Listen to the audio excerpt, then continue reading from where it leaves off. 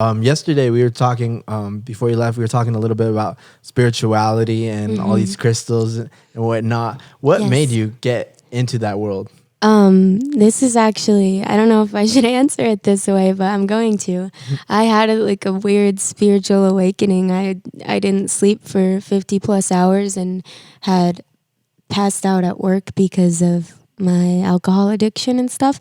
And it was just like a hitting a rock bottom and I was in so much pain that I did not sleep. I thought I was hearing things. Like I was just losing it for a moment. And that's when some sort of breakthrough just kind of happened in my head. And I was like, oh my gosh, it was like a switch flipped. And I woke up that next day. Didn't really wake up. I was already awake. But everything changed. I got sober for like 5 months. And I actually got sober. So I was asking the universe for a sign when I was having this awakening. And right as I was doing that, I got spammed by a page on Instagram called A Sober Girl's Guide. And I was like, I need to get sober. And so I did. And I kind of dove into spirituality, and it's not even just listening to the universe or its signs, and I do that, but it's just more than anything, it's your gut. And like now every move I make, I think them through and make all the right moves, and I don't allow myself to get to those rock bottoms anymore.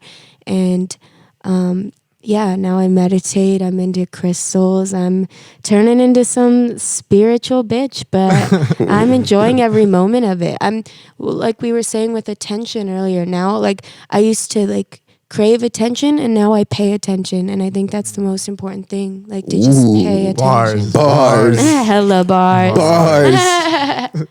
No, I love that, honestly. Thank you for sharing that with us.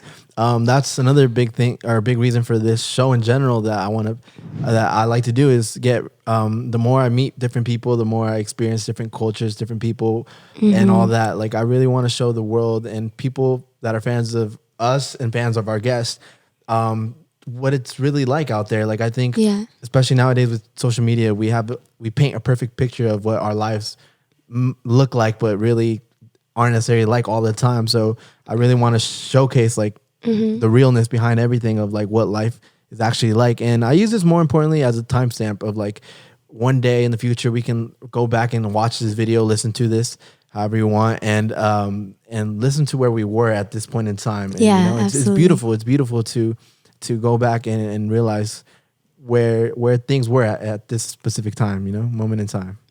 And that whole inconsistency thing, like we were talking about, how none of us are consistent. And so I would not be surprised if we look back a year from now and we're totally different people going, what the fuck were we talking about? Because I always think I'm saying something profound at all times. I don't know why, but then I'll look back later and I'm like, this girl, like, what was she thinking? So you're right on that.